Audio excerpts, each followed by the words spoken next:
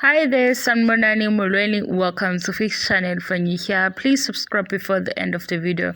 If returning, thank you for love and support. I appreciate you. Uthando Nes'thembu, Mayeni versus Makhumalo and Macele.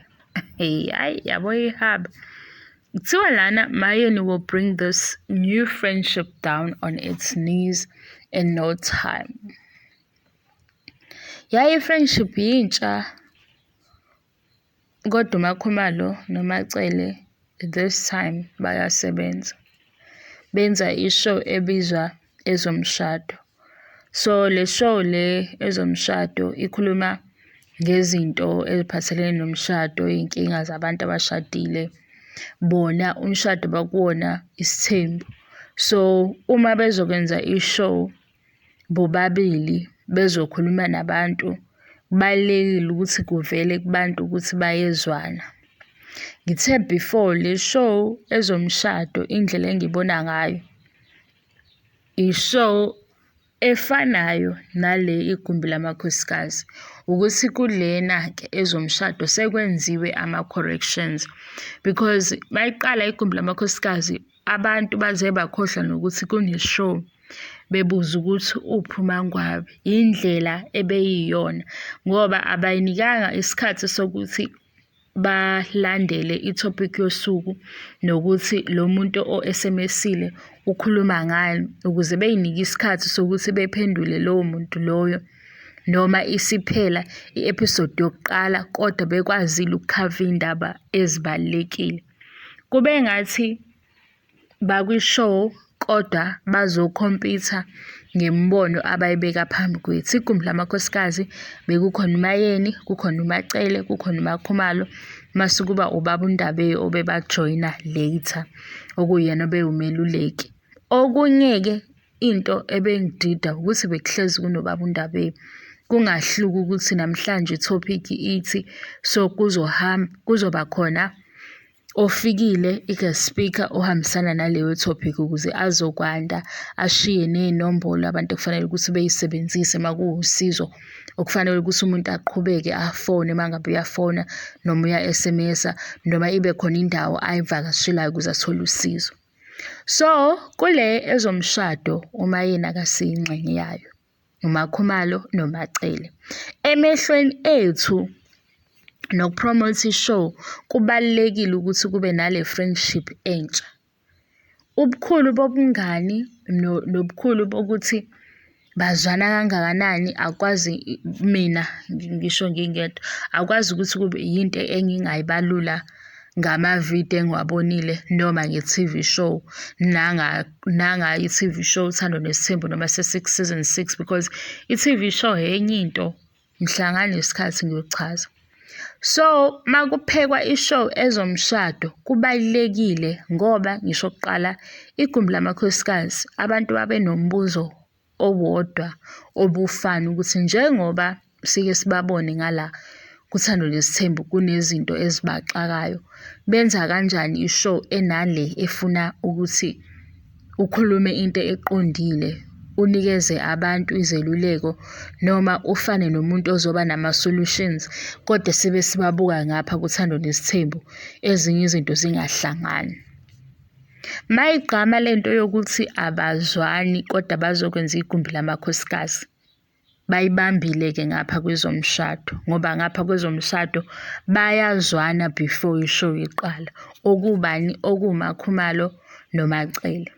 Sesiyaphuma ukuthi ezomshado kwenziwa ama-corrections ngegumbi lamakhosikazi indlela engibona ngayo, because into ezokhuluma kwezomshado nento ekhuluma kwigumbi lamakhosikazi, amakhosikazi womama abashadile. Siyadlula lapho siza kule yokuthi uMayeni uzodestroya le friendship. Hhayi ihaba labantu ngoba into ebangwe uMayeni noMacele abayibanganga futhi, badlaleni nje kwaba ukuthi ubani-ke odlala omunye kangcono. Ngizoyiqala la ukuthi badlaleni because ngesikhathi uMangwabe edikila indaba ye-makeup, uMacele waba nokuthi uMangwabe ufuna ukuncengwa ngento encane ngoba ekuqaleni lo i-makeup artist yabo yakuThando Nes'thembu i-makeup artist yamakhosikazi kaMaseleko, ophinde futhi kube usisi osebenzisana noThando Nes'thembu, okuyisizathu sokuthi bonke bebelindele ukuthi bazokwenziwa uyena ngoba vele uhamba noThando Nes'thembu. Ne-invite yakwi-Durban July ku-invite uThando Nes'thembu, uMaseleko namakhosikazi akhe. So mase kuba nama-changes akhona, ayizwakali kahle indaba kuMacele, kuMayeni noMangwabi ukuthi bona bazokwenziwa umusha. Bajika-ke ngoba bebona ukuthi hayibo, shuthi-ke manje kumele kwenziwe into ezolingana, bathi uzobenza amehlo.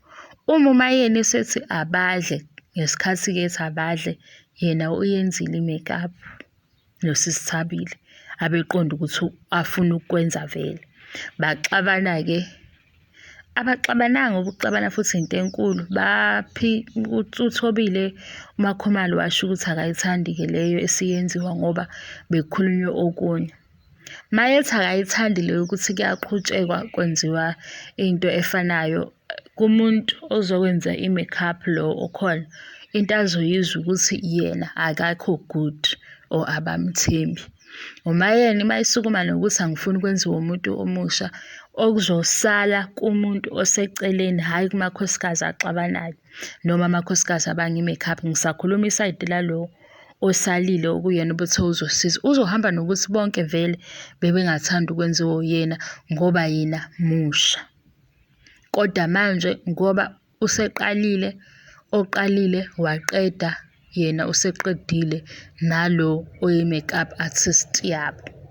Nakhona-ke leyo nto leyo angiyiboni nje kuyinto enkulu, bekuyi-drama kwase kwacima kanjani. Basiyekele iy'ndaba eyi-serious, bazositshela iy'ndaba ey'bhorayo ngoba i-makeup artist yabo siyazi ukuthi uThabile. Mabeya kwi-Durban July bonke bafuna ukuba bahle kube mnandi, thina sifuna ukuzwa lo mgosi abawuqalile bangawuqeda.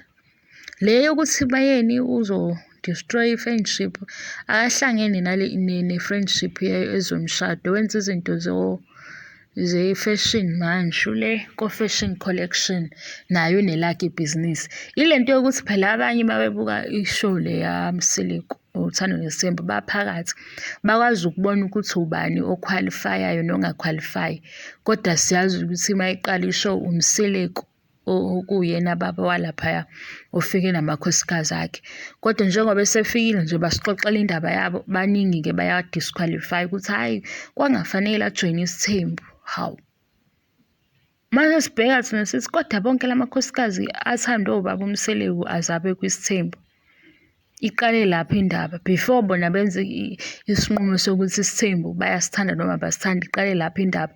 Okungahlangene futhi nokuthi u-Fix SA uthini, ngoba ukushada kwaMangwabi noMaseleko kuqale ekutheni uMaseleko ubethandana noMangwabi, ubejola noma ngaluphi uhlebo obeka ngalo.